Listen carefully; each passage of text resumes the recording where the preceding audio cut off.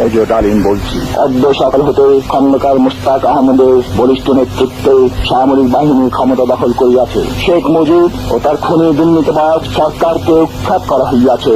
এখন হতে সারা দেশে সামরিক আইন জারি করা হলো। আপনারা সবাই আমাদের সাথে সহযোগিতা করুন।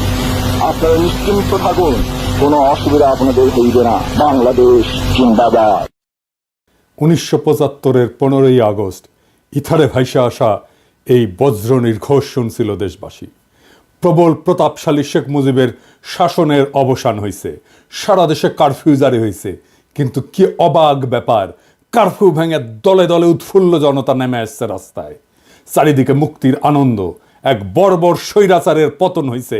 তারপর সন্ধ্যাবেলা খন্দকার মোস্তাকের পাশে কোমরে রিভলভার গুজে যেই অফিসার শপথ নেওয়াতে যাচ্ছেন তিনিই ছিলেন মেজর ডালিম। মেজর ডালিম রাতারাতি হয়ে উঠছিলেন নায়ক, সাহসের প্রতিমূর্তি। তারপরে 75-এর সব বীরকে পাঠানো হলো নির্বাসনে। সে আর এক আলাপ আর একদিন করব। এরপর তিনি শুধু নামই ছিলেন ইতিহাসে। ওনার সাথে আমার প্রথম যোগাযোগ হয় 2019-এ প্যারিসে আসার পরে। ওনার সাথে চ্যাটিং হতো। ওনার একটা ফেবু আইডি ছিল ফ্যালকন আইজ নামে। নানা বিষয় আলাপ হইতো, ব্যাপক পড়াশোনায় ভদ্রলোকের। আমার সাথে ফোনে বা ভিডিওতে কখনো কথা হয়নি, তবে আমার ঘনিষ্ঠ সার্কেলের অনেকের সাথেই নিয়মিত কথা হইতো। আমি কথা বলতে চাইছিলাম, উত্তরে বলছিলেন বলবো সময় হইলেই। আমার স্বাধীনতা উত্তর বাংলাদেশ বইটা প্রকাশিত হইলে পড়তে চাইছিলেন, আমি পাঠাইছিলাম সুইডেনে ওনার এক শিষ্যের কাছে। উনি বই পাইয়া বই হাতে ছবি পাঠাইছিলেন, এটা নিশ্চিত করতে যে ওনার কাছে পৌঁছাইছে। আমি আমার সার্কেলে ওনারে বড় ভাই বলে ডাকতাম। জিজ্ঞেস করতাম, বড় ভাই কেমন আছেন, কি বলেন। কোনো রাজনৈতিক পরিস্থিতিতে জানতে চাইতাম বড় ভাইয়ের রিডিং কি। একটা সময় খেয়াল করলাম উনি ভুলে যাইতেছেন জিনিসপত্র, ডাক্তারি ভাষায় যাকে বলে কগনিটিভ ডিজিজ। তখন থেকে ওনাকে বলতে শুরু করলাম বুড়া। তো জিগাইতাম বুড়াটার খবর কি। যাই হোক, উনি নাকি বলছেন যে ওনার বয়স 75 বছর, আসলে ওনার বয়স 78 বছর।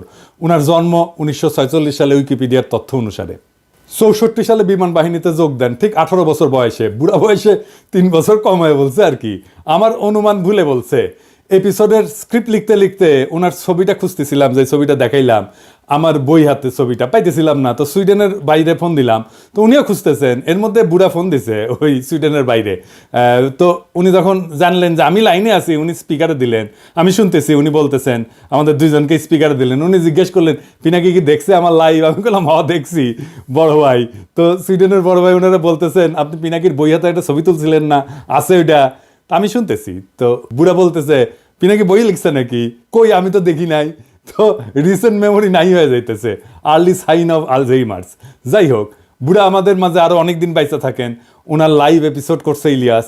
এইটাই সম্ভবত বাংলাদেশের মানুষের সর্বোচ্চ দেখা লাইভ।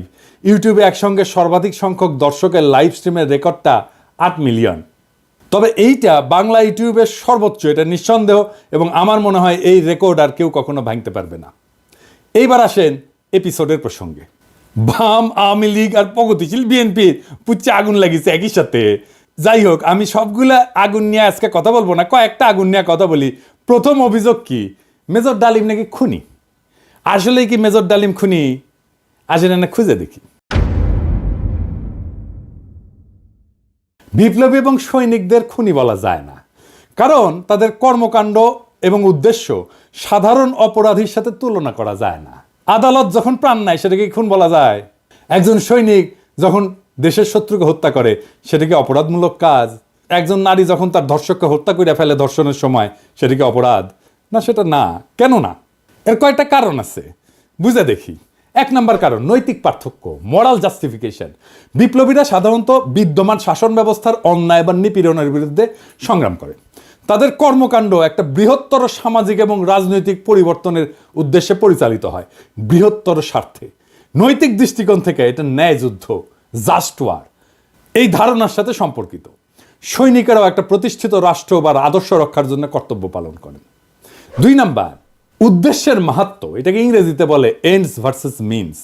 বিপ্লবী বা সৈনিকদের কর্মকাণ্ডের উদ্দেশ্য ব্যক্তিগত স্বার্থ না, বরং এটা বৃহত্তর সমাজ জাতির জন্য। দার্শনিক ইমানুয়েল কান্ট বা জন স্টুয়ার্ট মিলের মতবাদে উদ্দেশ্যের গুরুত্ব এবং প্রভাব নিয়ে আলোচনা আছে। মিলের উপযোগবাদ বলে একটা তত্ত্ব আছে। এটা অনুযায়ী যদি একটা কর্ম বৃহত্তর জনগণের কল্যাণে হয় তবে সেটা নৈতিকভাবে গ্রহণযোগ্য। 3 নাম্বার, সমাজের দৃষ্টিভঙ্গি বা পারসেপশন বাই সোসাইটি। সমাজ সাধারণত সৈনিকদের রক্ষক এবং বিপ্লবীদের ন্যায়ের প্রতীক হিসাবে দেখে।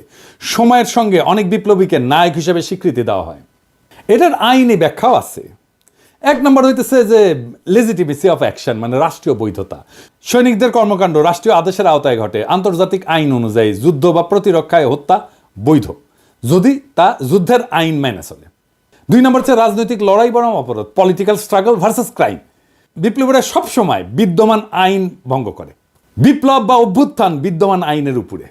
সেই জন্যে বিপ্লবীদের কর্মকাণ্ডকে অপরাধ হিসেবে বিবেচনা করা যায় না, কারণ আইন এটা সংজ্ঞায়িত করে বা ডিফাইন করে অপরাধ, আর বিপ্লব এটার উপরে। তা উপরে থেকে এই অপরাধের ডেফিনেশন তো বিপ্লব গ্রহণ করবে না। জুলাই বিপ্লবে পুলিশ নিহত হয়েছিল, মারা গেছিল, মেরে ফেলা হয়েছিল, এটা অপরাধমূলক কাজ না, এটা বিপ্লবী সহিংসতা। এই জন্যই এই হত্যার বিচার করা যাবে না, কারণ বিপ্লব অভ্যুত্থান আদালত বা আইনের চাইতে বড়। যদি পুলিশ হত্যার বিচার হয় তাহলে ধরে নেবেন বিপ্লব পরাজিত।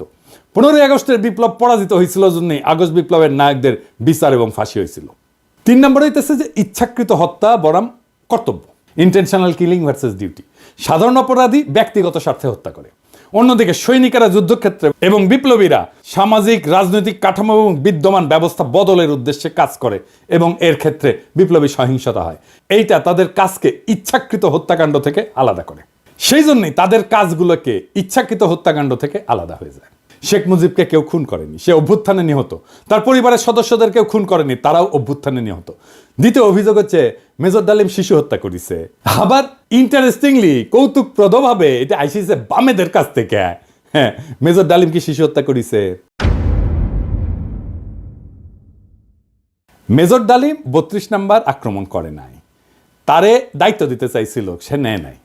কারণ মুজিব পরিবারের সাথে তার একটা ব্যক্তিগত পারিবারিক সম্পর্ক ছিল। সে গেছিল মুজিবের ভগ্নিপতি আব্দুর রব শেরনিয়াবাতের বাসায়। সেখানে তার 14 বছরের বয়সী মেয়ে বেবি, 12 বছরের বয়সী ছেলে আরিফ এবং 4 বছর বয়সের নাতি সুকান্ত আবদুল্লাহ, যেটা আবুল হাসনাত আবদুল্লাহর ছেলে, ও মারা যায়। আবুল হাসনাত আবদুল্লাহ হারামজাদাটা পানির ট্যাঙ্কে লুকেছিল, বেঁচে যায়। কিন্তু কথা হইতেছে বাড়ির নারী আর শিশুদের বন্দুকের মুখে ফেলায় পানির ট্যাঙ্কে লুকেছিল কেন হারামজাদাটা? ওইটা জয় বাংলা হইলে তো আরো সুবিধা হইলেনি। যাই হোক, এবার আসেন দেখি মহান বিপ্লবের সময় শিশুদেরকে হত্যা করা হয়েছিল যতগুলো বিপ্লব হয়েছে ইতিহাসে, যেগুলো নাম জানি আমরা, যেগুলো নিয়ে কাইট হয়ে পড়ে যায় বিপ্লবীরা। আসেন সেটা দেখি। ফরাসি বিপ্লবের সময় লুই শার্লস, যাকে লুই সপ্তদশ বলা হয়, মানে রাজা ষোড়শ লুই এবং মেরি আতরনাথের ছোট ছেলে, বন্দি অবস্থায় খাইতে না দিয়ে কারাগারে রেখা মৃত্যুর দিকে ঠেলে দেওয়া হয়। যখন তার মৃতদেহ বের করা হচ্ছিল তার শরীরে কোনো মাংস ছিল না, কঙ্কালের উপরে চামড়া। বিপ্লবীরা হত্যা করবে না, কারণ তাদের পবিত্রতা নষ্ট হবে, কিন্তু খাইতে না দিয়া দিনের পর দিন কষ্ট দিয়া মেরে ফেলা যাবে। তো ফরাসি বিপ্লব নিয়ে আধিখ্যাত তো করে সবাই। আবার রুশ বিপ্লব নিয়ে তো বামেরা কাইট হয়ে পড়ে যায় না? যে বামেরা কবে তাদেরকে কইবেন এটা, যে রাশিয়ার জার দ্বিতীয় নিকোলাস এবং তার পরিবারের সদস্যদের বন্দি করে কমিউনিস্টরা। জার কিন্তু তখন ক্ষমতায় না, জারের ক্ষমতা অনেক আগেই চলে গেছে। কমিউনিস্টরা কিন্তু জারের কাছ থেকে ক্ষমতা নেয়নি। কমিউনিস্টরা কেরেনস্কি সরকারকে উৎখাত করে ক্ষমতা নিয়েছে, মানে লেনিন। ক্ষমতা নেওয়ার পরে 18 সালের 17 জুলাই একসাথে হত্যা করে এই জারের পরিবারকে, তার স্ত্রী আলেকজান্দ্রা এবং তাদের 5 সন্তান, অলগা, তাতিয়ানা, মারিয়া, আনাস্তাসিয়া এবং অ্যালেক্সি। লেনিন মনে করছিল জারের পরিবার যদি বাইসে থাকে তাহলে তারা রাজতন্ত্র পুনরুদ্ধারের জন্য কাজ করতে পারে। এই জন্য পুরা পরিবারকে হত্যা করার সিদ্ধান্ত নেওয়া হয়। পরিবারের সকল সদস্যদেরকে কমিউনিস্ট বিপ্লবীরা গুলি করে হত্যা করে। পরে তাদের মৃতদেহ অ্যাসিড দিয়ে বিকৃত করে মাটিতে পুঁতে ফেলা হয়। এর মধ্যে আনাস্তাসিয়া নিকোলায়েভনার এর বয়স ছিল 17 বছর, আর অ্যালেক্সি নিকোলায়েভিচের বয়স ছিল মাত্র 13 বছর। দুই ক্ষেত্রেই প্ল্যান করে মারা হয়েছে অনেক পরে।